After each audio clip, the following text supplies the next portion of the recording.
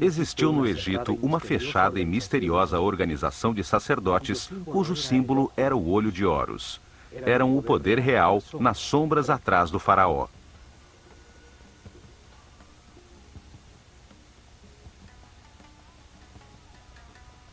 Foram os herdeiros de sacerdotes sobreviventes do ciclo anterior da humanidade que viram no dilúvio uma oportunidade para orientar a humanidade em direção a um destino mais alto e estruturar uma sociedade dedicada ao aperfeiçoamento espiritual.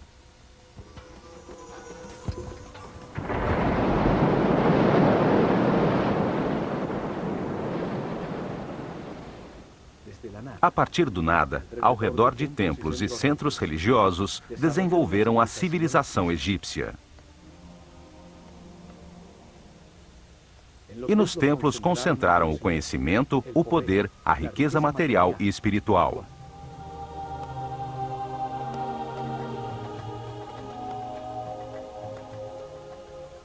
Cada templo revelava um tema diferente. O templo de Osíris, em Abidos, a reencarnação.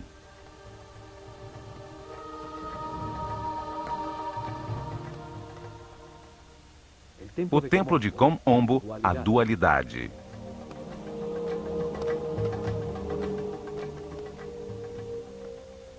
O templo de Luxor, o corpo do homem.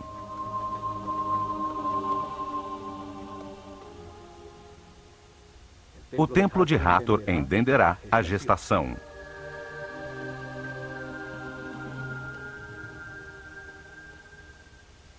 O de Ísis, em Philaet, o princípio feminino.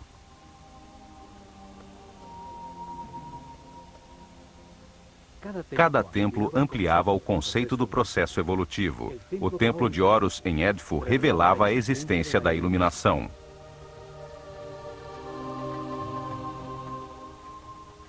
O de Karnak se dedicava à evolução da consciência. Cada templo era um livro vivo, contando uma história diferente, especializando-se numa parte da revelação.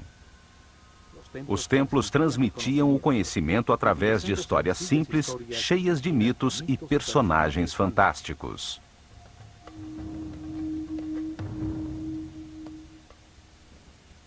Revelavam informações utilizando uma história fantástica, uma parábola com ensinamentos, um mito cheio de personagens simbólicos que explicavam a vida como parte de um processo de aperfeiçoamento. Cada personagem representava uma força que moldava o caráter, que levava a agir de uma maneira específica, produzindo como resultado uma ação vital que aperfeiçoava.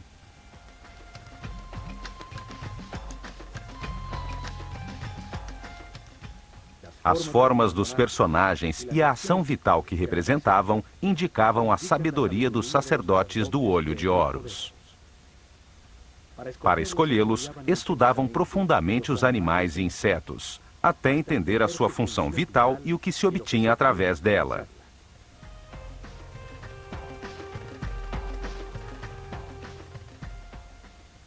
Depois, escolhiam um animal que melhor representasse uma ação vital e o combinavam com um homem, num símbolo gráfico muito simples. Assim faziam com que a mente transferisse e evocasse as suas qualidades e características.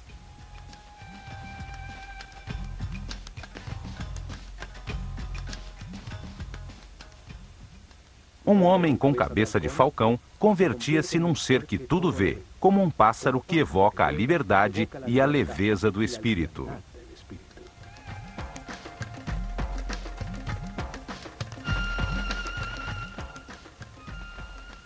Um homem com cabeça de chacal tinha qualidades de guia. Outro com um sol sobre a cabeça indicava a sabedoria que irradiava, o alto nível de evolução da sua consciência.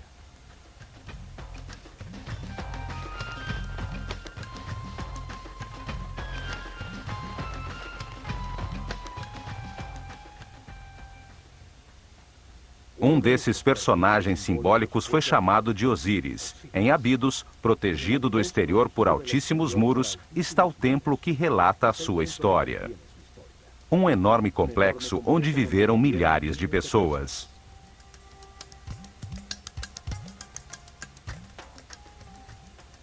Neste programa, veremos o que este templo revelava. Abidos se encontra a 150 quilômetros ao norte de Tebas, a última capital do Império Egípcio, seu último centro religioso. Por volta do ano 1300 a.C., Sete I e seu filho Ramsés II construíram um templo dedicado a revelar a existência da reencarnação. O templo era formado por 2 pátios fechados,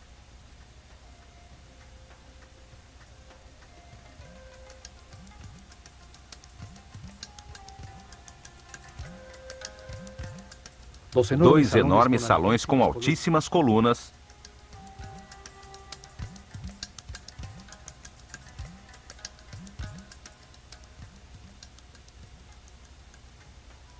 sete santuários e uma série de câmaras e áreas de serviço.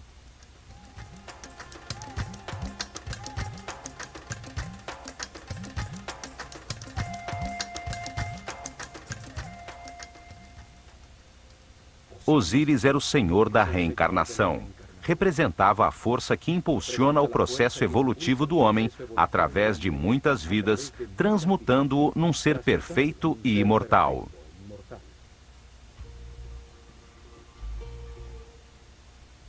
Neste templo, os sacerdotes do Olho de Horus revelaram que a reencarnação é um processo evolutivo criado por Deus para permitir que o homem compreenda a evolução do universo.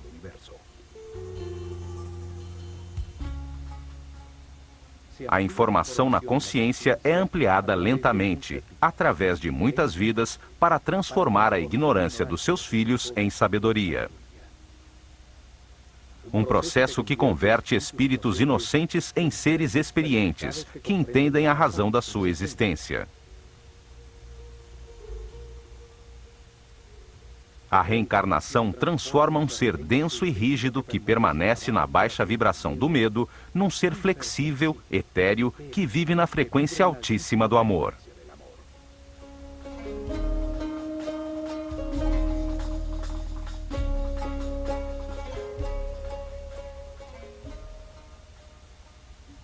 Aos poucos, a sucessão de vidas transforma um homem animal num ser sábio e respeitoso, capaz de manipular imensos poderes com responsabilidade. Um super-homem. O processo de aperfeiçoamento se realiza na Escola Universal dos Contrastes, uma realidade de opostos, polarizada e dual, de luz e escuridão, de matéria e espírito, de sofrimento e felicidade. O contraste permite comparar as partes antagônicas. As situações opostas permitem diferenciar e compreender qual é a verdade que leva ao aperfeiçoamento espiritual, à paz e à harmonia. Esta porta só se abria 4 vezes por ano. 4 dias significativos que uma sociedade orientada e regida pelos astros demonstrava através de sua arquitetura seu conhecimento dos movimentos do Sol. Esses dias de equinócios e solstícios definiam os ciclos climáticos da Terra. As 4 esquinas do Sol marcavam as mudanças de estação, a enchente do Nilo, o tempo do plantio e da colheita. O primeiro raio de sol entrava pela porta do templo, iluminando o interior do santuário de Amon-Ra, a barca de ouro.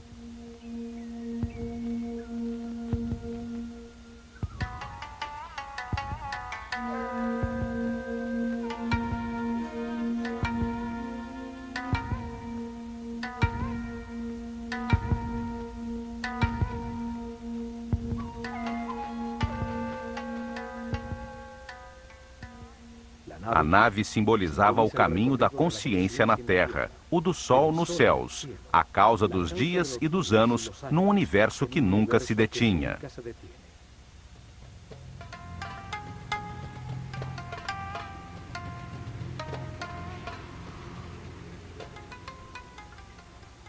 O povo só podia entrar até esses pátios para participar das cerimônias que se realizavam ao entardecer e ao amanhecer de solstícios e equinócios, como em todos os templos do Egito. Este primeiro salão continha informação sobre o tempo e o espaço, os ciclos zodiacais que produzem ritmos, tempos difíceis e fáceis, a alternância necessária no universo de contrastes.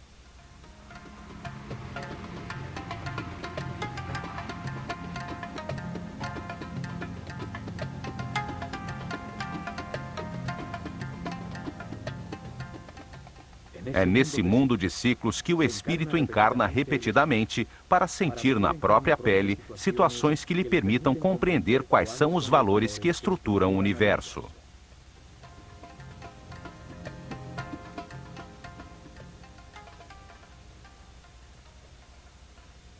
Em cada vida, adota uma nova personalidade, com outra família, em outro lugar e tempo, para experimentar situações definidas por um novo destino. Tem uma mente livre para decidir como agir nas situações que enfrenta e para analisar o resultado de seu comportamento. É assim que evolui, ao tomar milhões de decisões e avaliar os seus resultados.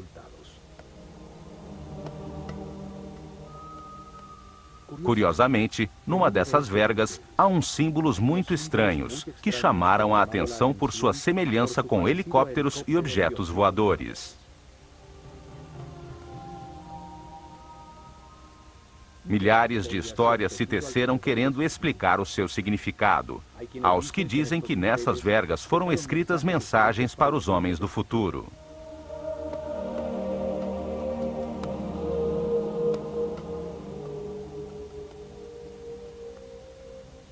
E no momento em que estes símbolos forem entendidos pelos visitantes do templo, chegará a nova era de Aquário e a humanidade viverá o fim de um ciclo e uma mudança transcendental. 36 colunas sustentam o alto teto do salão seguinte, dedicado à ordem universal, ante as 7 capelas que arrematam o templo.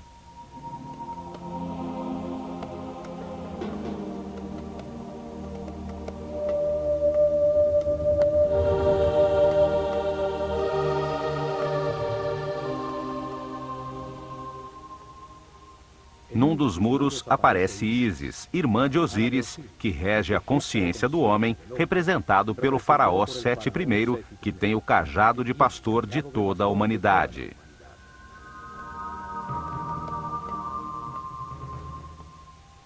Dá o sopro de vida, o instante divino em que o espírito encarna num corpo, para encontrar verdades sobre o universo, ao compreender os resultados de suas decisões na vida. Em cada vida se tem um novo corpo que obedece às decisões da mente e envia permanentemente informação do mundo exterior através dos sentidos e terminações nervosas. Vida após vida, o homem experimenta uma série de circunstâncias ao se relacionar com outros seres. Os acontecimentos difíceis são a lição que veio aprender, o destino que lhe corresponde.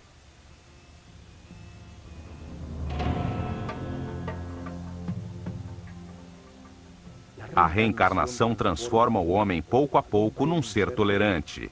Alguém que aprende a respeitar os outros, a não querer mudar ninguém, a ser flexível, pois compreende que todos têm a sua missão. Evolui e entende que experimenta aquilo que tem que aprender, que tem o que precisa, que tudo o que acontece é perfeito, que os contrastes existem para a compreensão do universo e, assim, desenvolvem uma grande confiança em Deus.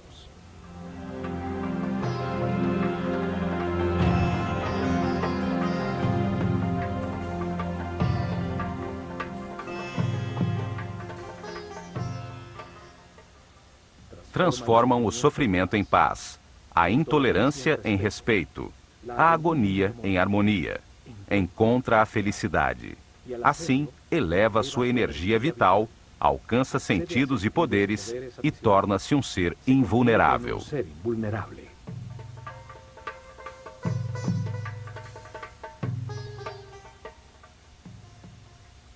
A reencarnação transforma um homem mortal, com limitada consciência temporal, num ser imortal com consciência permanente, que pode entrar e sair voluntariamente da matéria.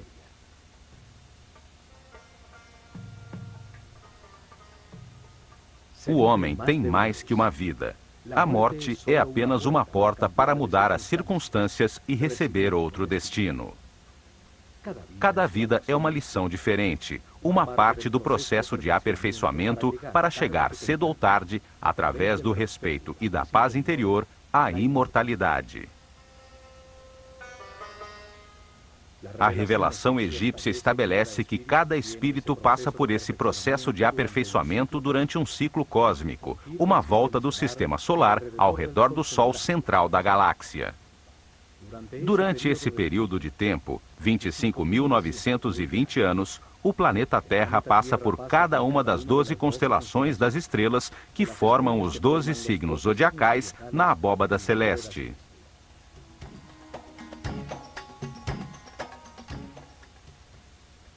Isso acontece para que o espírito receba as diferentes energias e forças das estrelas durante 12 eras de 2.160 anos, 12 ciclos que produzem diferentes processos e estados.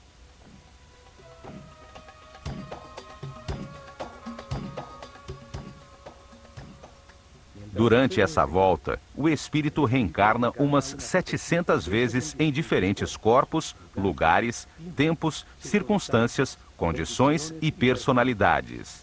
Durante essas vidas, ascende do primeiro ao 7º nível de consciência.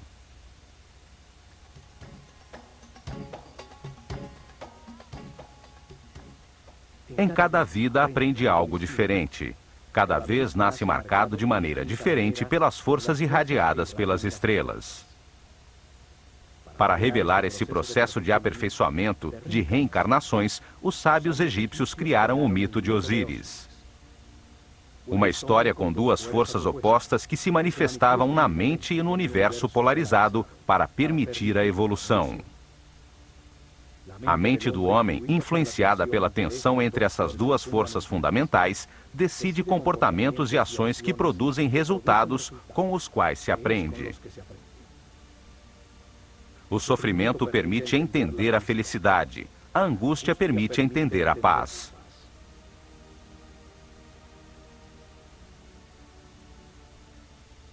O mito tinha 4 personagens fantásticos. 4 irmãos que se juntaram de maneira natural e, ao fazê-lo, representaram duas forças opostas, a luz e a escuridão.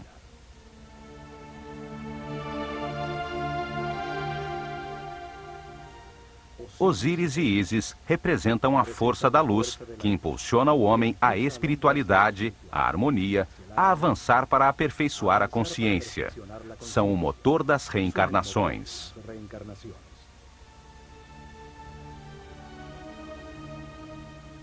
Set e Neftis simbolizam a força da escuridão, que impulsiona o homem à materialidade, aos prazeres sensoriais, à densidade da inconsciência e à imobilidade da ignorância.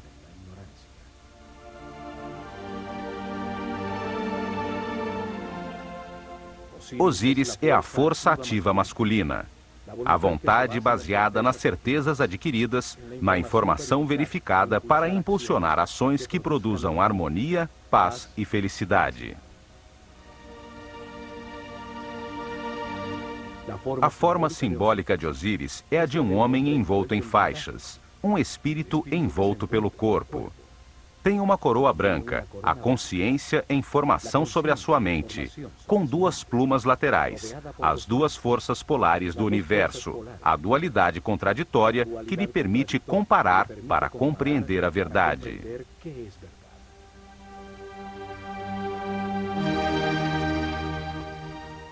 Em sua mão esquerda, leva o gancho de pastor, a força que guia o rebanho humano pelo caminho das transformações e dos ciclos.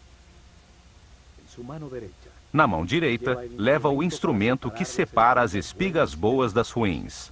Cada decisão, Cada colheita produz o resultado de um sofrimento. As espigas ruins são de harmonia. As espigas boas são a consciência ao compará-las, o que permite o aperfeiçoamento. 7 representa o peso da animalidade original, que atrasa a espiritualização da matéria. É a vontade egoísta de obter o prazer, ainda que isto cause caos e sofrimento aos outros. É um instinto que domina. O confronto dessas duas forças ativas e masculinas é seguida pela parte passiva e feminina. Ísis gera as emoções superiores, as intuições, no mundo interior. Recebe a inspiração e produz as ideias, a busca e a adoração de Deus, o êxtase.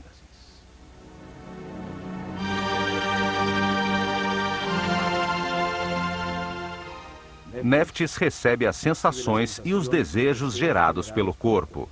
Gera a análise elementar perceptiva do mundo exterior através dos sentidos.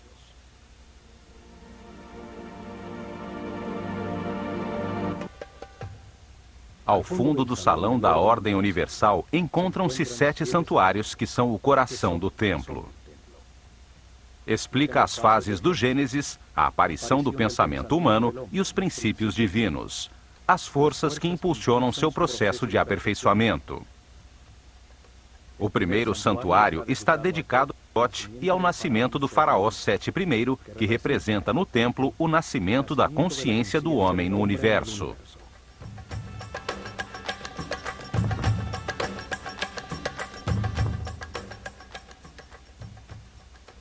A primeira é a cena simbólica. O sumo sacerdote da escola de Horus, coberto com a pele de um jaguar, a força da animalidade original abandonada, ajuda no nascimento do faraó Sete I. Nasce a consciência que pode participar da evolução do universo.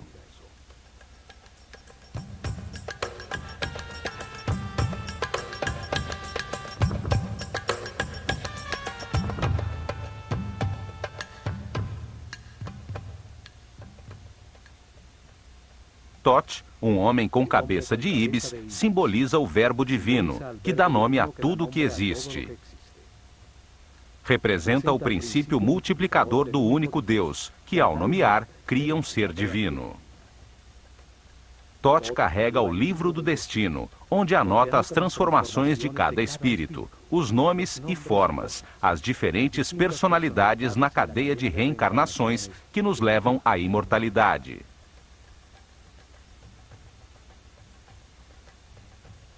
Cada espírito recebe um corpo, um nome. Neste caso, Sete I, uma personalidade temporal como faraó, determinada pelo ciclo e pelas circunstâncias, onde cumprirá seu destino temporal de aprendizagem.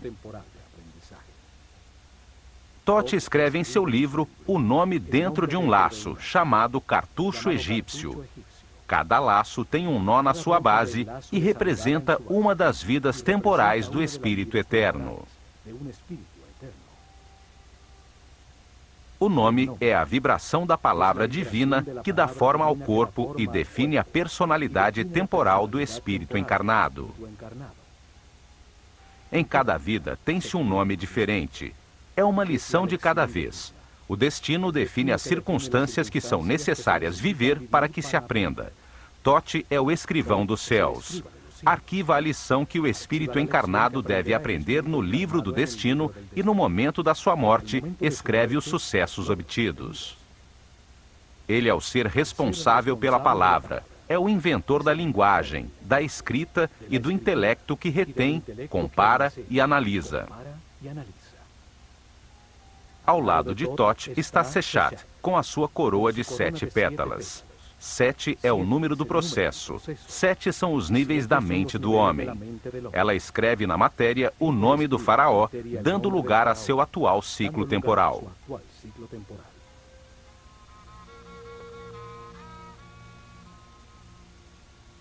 Parte do mito de Osíris é o chamado julgamento dos mortos. Acontece quando o espírito do morto chega ao Doat, uma dimensão além da física, para encontrar-se com as forças que impulsionaram a sua mente no universo de contradições que é a vida sobre a Terra.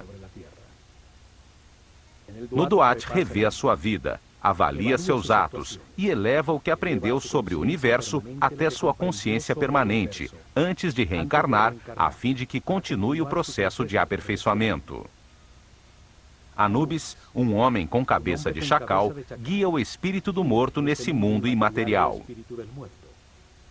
O chacal simboliza a força guia. Os egípcios perdidos no deserto reencontravam a civilização seguindo as suas pegadas.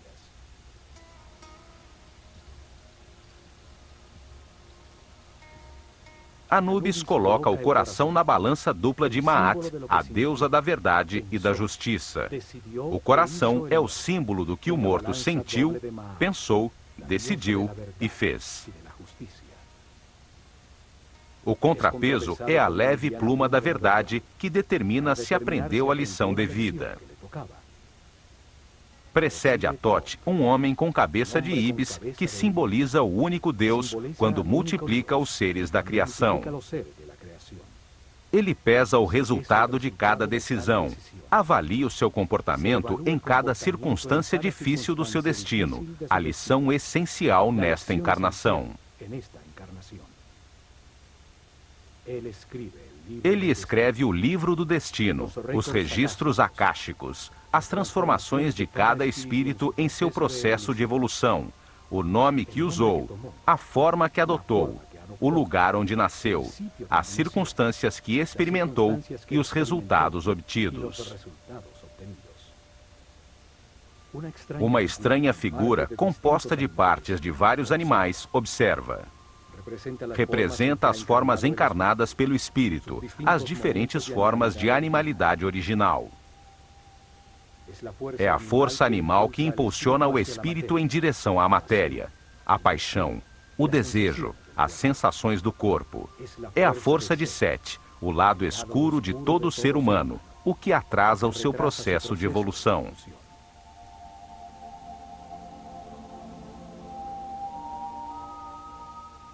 O espírito eleva as compreensões verificadas por sua personalidade temporal até sua parte eterna e recebe de Thoth um novo destino, uma nova lição e uma nova vida para viver.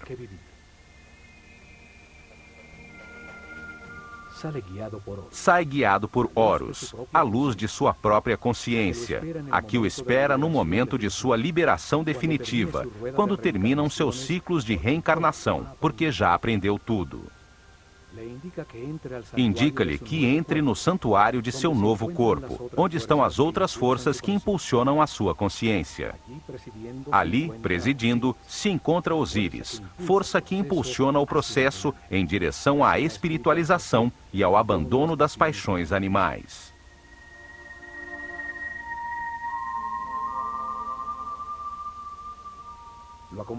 Está acompanhado de Ísis e Néftis, suas conexões com as sensações e emoções do corpo que ocupa nesta nova vida em que acaba de nascer.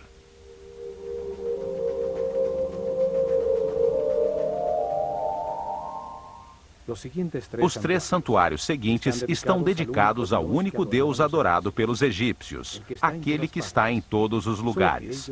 Contudo, eles o viam em 3 fases diferentes, 3 momentos diferentes de um só Deus.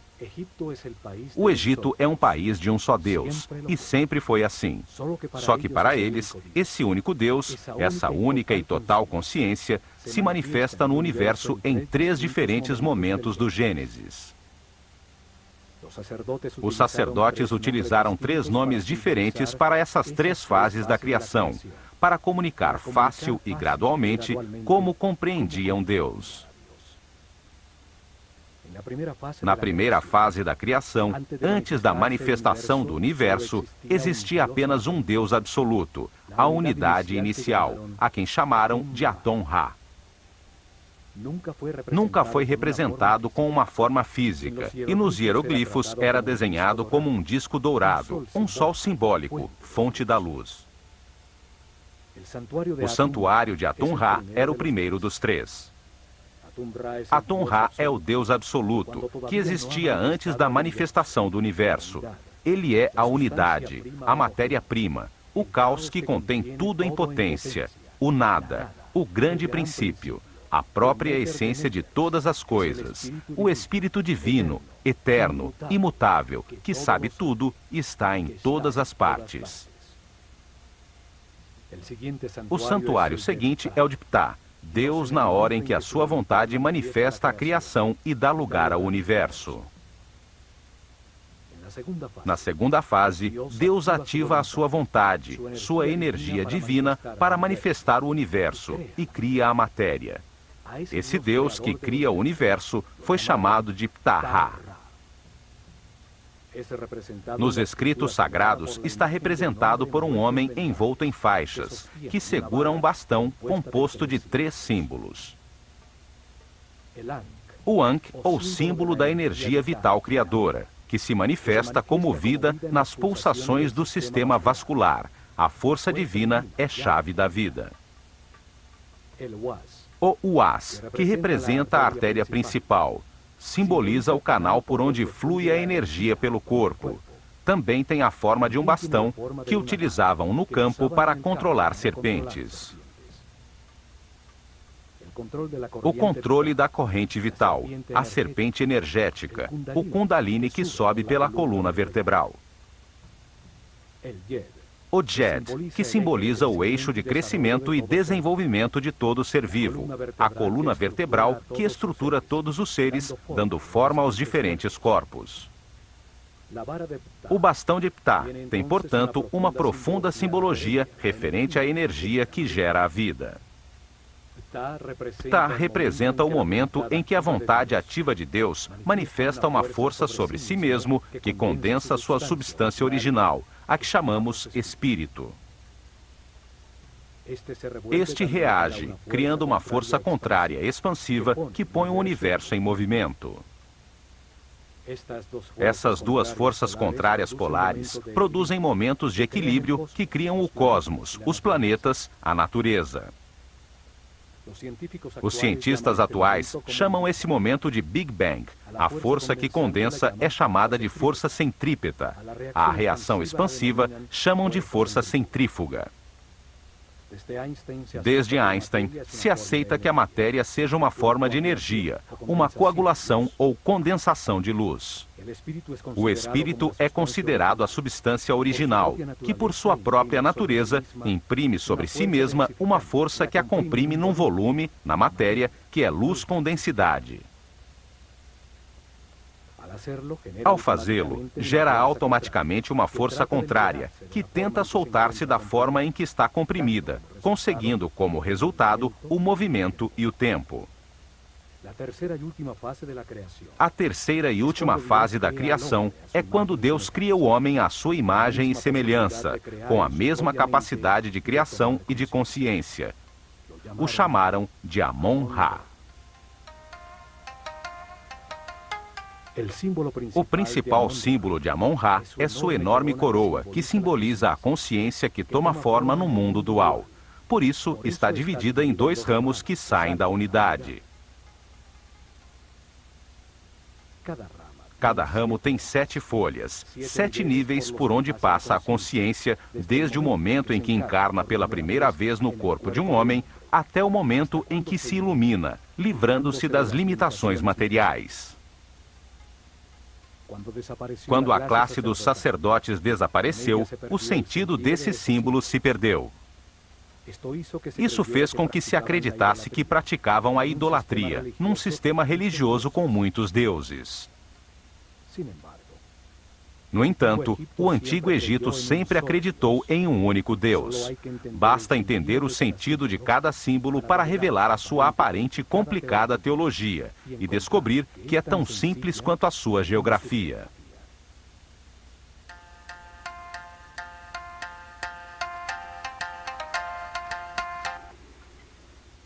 No templo de Osíris em Abidos, o único Deus, em cada uma das fases da criação, tem o seu próprio santuário. O último santuário é o de Amon-Ra. representa o momento em que no universo existente, Deus cria o homem à sua imagem e semelhança com o propósito de conscientizá-lo sobre a própria vida. Esta é a capela central do templo, dando importância central ao aparecimento da consciência no universo.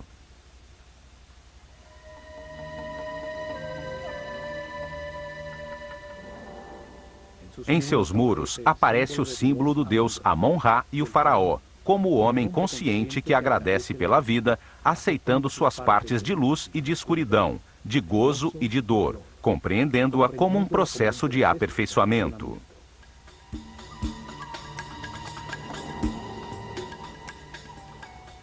Amon-Ra também simboliza de maneira fálica a multiplicação da consciência, com um falo à altura do umbigo, o lugar de onde cresce o homem. Usa sempre alguns dos símbolos sagrados, a chave da vida ou o canal da energia. O universo e sua essência, o homem, evolui até a consciência absoluta. O destino divino do homem é chegar ao passo seguinte da evolução, um ser espiritual e supramental. O faraó envolve Amon-Ra com uma capa transparente, representando o dar forma a Deus na mente do homem, para que compreenda a razão da existência. Aponta com seu dedo para o terceiro olho, ponto reconhecido em muitas religiões e cultos como a porta além do físico. Amon-Ra recebe uma taça em forma de coração que contém o amor e a sabedoria armazenada pela evolução de todos os homens. As três capelas seguintes estão dedicadas da seguinte maneira: a primeira a Osíris, a segunda a Ísis e a terceira ao filho de ambos, Horus. Na criação polar que se manifesta como luz e escuridão, Osíris e Ísis representam a luz, o avanço da consciência através dos ciclos de vida, morte e renovação.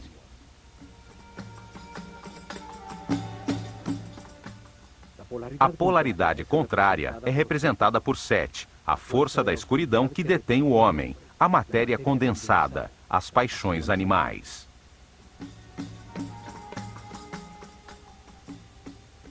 Horus nasce quando a luz triunfa sobre a escuridão. É o filho de Osíris e Ísis. Representa o momento em que cada ser espiritualiza a sua matéria, deixando para trás a sua animalidade original, transformando-se num ser sem limitações, consciente de todas as vidas que viveu. Osíris aparece nos muros de seu santuário com diferentes chapéus simbólicos na cabeça. Momentos distintos do processo de aperfeiçoamento, diferentes etapas e estados adquiridos. O processo de evolução acontece simultaneamente de duas maneiras. Um processo visível e exterior de evolução física, onde uma forma cada vez mais sofisticada de corpo é mantida e transmitida continuamente através da hereditariedade. E um segundo processo invisível de evolução do espírito através da reencarnação, em direção a graus cada vez maiores de consciência, até chegar o momento do nascimento de Horus no interior de cada homem. Num processo de autotransformação, se abandona a animalidade original, o peso morto da subconsciência corporal e a luz da consciência ilumina tudo. No santuário de Ísis, se explicava aos iniciados a existência de um princípio feminino, capaz de gerar luz. Seu nome significa trono.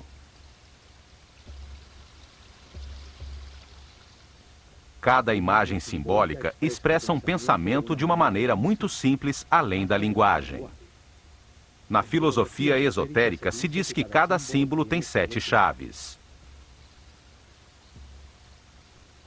Ísis é simbolizada por uma mulher com um abutre na cabeça, sobre o qual se apoiam 2 chifres de vaca que sustentam um disco dourado. Osíris e Ísis representam 2 forças gêmeas, orientadas à espiritualização da matéria, à evolução da consciência. No mito, converteram-se em irmãos ou em marido e mulher.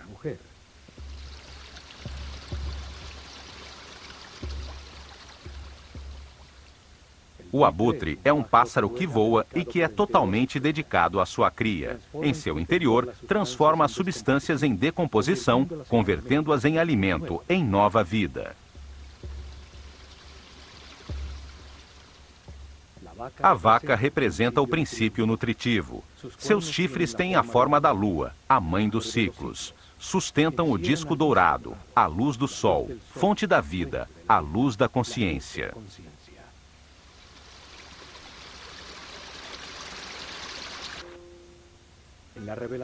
Na reveladora história mítica, Osíris e Ísis governavam o Egito.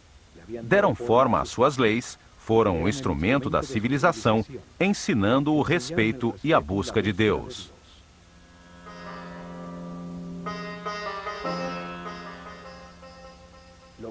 Depois disso, Osíris prosseguiu sua busca em outras dimensões, a outras verdades e outros conhecimentos, deixando o reino, símbolo da mente, nas mãos de Ísis, sua esposa e irmã.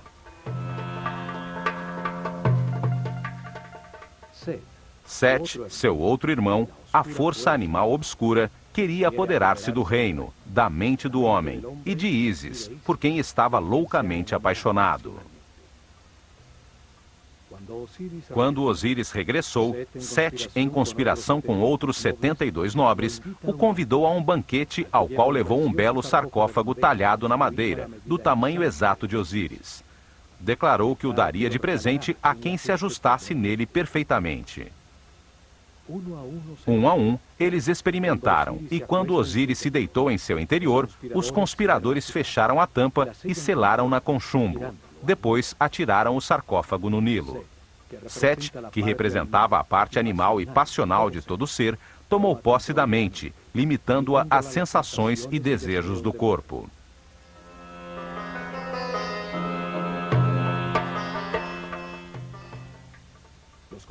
Os conspiradores simbolizam as reencarnações que a consciência presa no sarcófago do corpo tem que viver durante um ano cósmico, para transformar a matéria em espírito.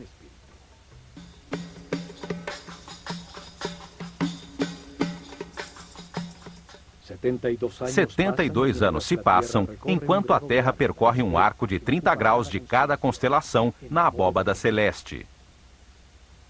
12 constelações ocupam os 360 graus do firmamento, as 12 eras zodiacais. A grande volta do sistema solar, chamado ano cósmico, dura 25.920 anos.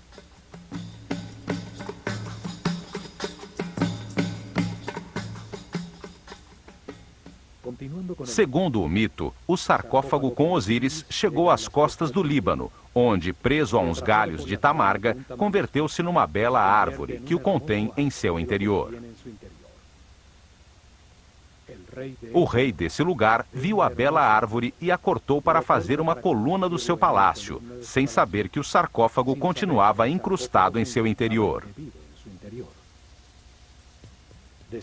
Depois de muitas aventuras, Ísis resgatou o sarcófago e o trouxe de volta ao Egito.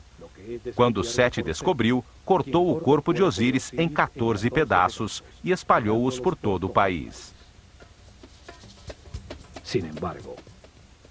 Entretanto, Ísis percorreu o Egito e encontrou uma a uma 13 das partes, todas menos o falo de Osíris, que, segundo a lenda, foi devorado pelos peixes do rio. Um simbolismo do abandono da sexualidade e da animalidade originais.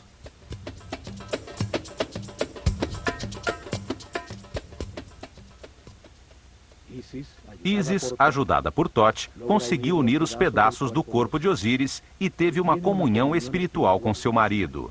Ela ficou impregnada de sua essência e engravidou de Horus.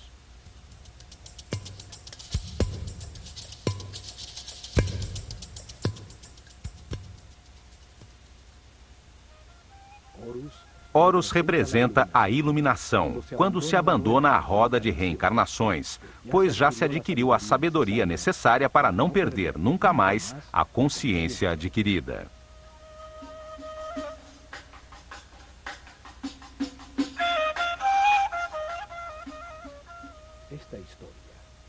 Esta história simboliza a evolução, o processo do espírito do homem, desde a primeira vez que encarna num corpo, até que depois de muitas vidas, através das emoções superiores, da inspiração e da intuição, alcança a iluminação e a sabedoria para sempre.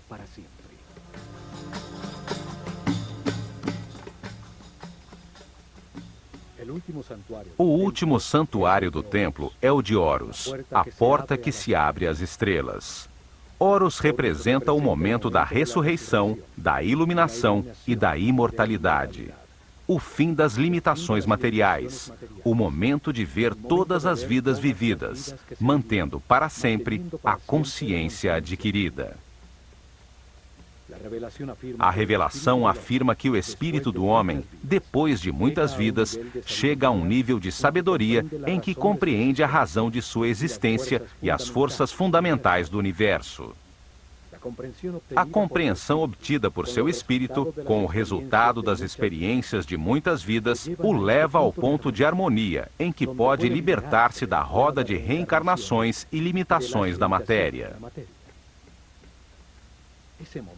Esse momento acontece quando respeita os outros, aceita que tudo que ocorre é perfeito e permanece em paz e harmonia.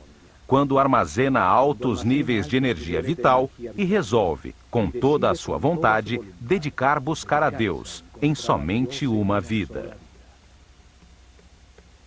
Se ao chegar a esse nível, decidir esforçar-se para conseguir a perfeição, abre a porta ao caminho de Horus, à transformação que permite o abandono da roda de reencarnações sucessivas. Horus representa o triunfo da luz sobre a escuridão, o domínio da animalidade original, o fim das limitações materiais, o passo definitivo da ignorância à sabedoria, a porta dimensional que o leva acima das hierarquias do universo.